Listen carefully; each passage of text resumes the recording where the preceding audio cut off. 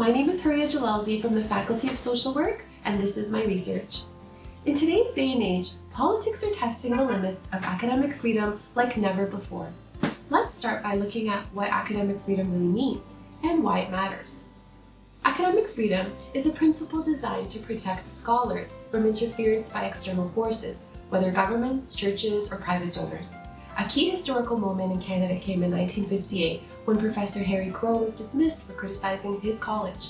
This prompted the Canadian Association of University Teachers, or CAUT, to formally define academic freedom: the right to teach, research, publish, participate in governance, and speak publicly without fear of losing one's job. Now, when it comes to students, they lack the same protections, leaving their academic freedom dependent on instructors and their course outlines, which can create power imbalances. Universities face financial pressures and what scholars call academic capitalism, where private money and business interests shape priorities. This can narrow the kinds of research and ideas that get supported.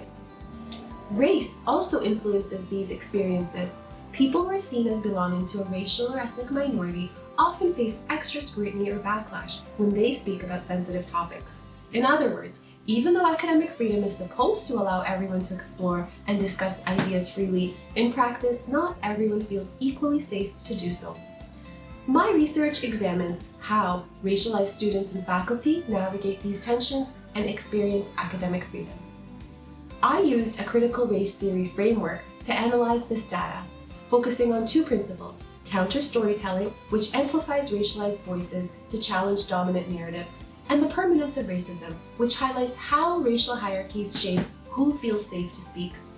Methodologically, I conducted narrative interviews with 5 participants, 2 faculty and 3 students, exploring moments when they could speak freely and times they faced barriers or fear. To analyze the interviews, I reviewed the transcripts, identified and labeled key ideas, then grouped them into broader themes.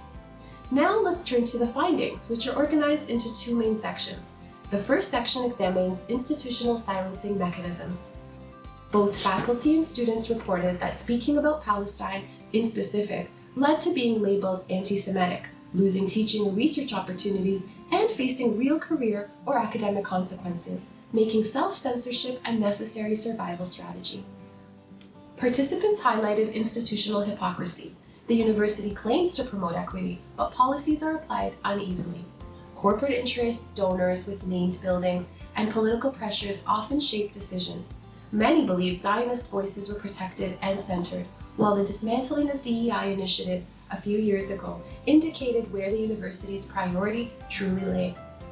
Participants feared being labeled anti-Semitic, losing teaching or research opportunities, and facing career consequences. Some even experienced death threats or unfounded police brutality at protests, showing how fear is used to control who feels safe to speak. Together, these forces create layers of silencing that limit academic freedom. The second theme reveals the human cost of resisting this silence. Both professors and students describe the emotional and professional burden of speaking on sensitive topics. For racialized professors, this burden was even greater, as they risked having their words misused to justify harm or oppression. Yet they were often the ones willing to address these issues in class. Respondents described feeling suffocated, anxious, afraid, and worried when navigating sensitive topics. This constant tension between speaking the truth and protecting themselves leads to emotional erosion and moral distress, taking a serious mental and emotional toll. Yet participants drew strength through collective resistance, student activism, solidarity networks, and acts of defiance, such as supporting each other when they faced or witnessed threats or harassment at the encampment on campus. These all served as vital sources of resilience. These recommendations came directly from participants on how to make academic freedom more meaningful. Number 1, acknowledge bias and racism within faculty and administration. 2, divest from funding linked to harm or oppression. And 3, protect equity initiatives, noting the dismantling of the DEI office as an example of how such programs can be undermined. I plan to do my part to raise awareness and drive change, including presenting these findings at the Seen and Heard conference in Malta in February 2026.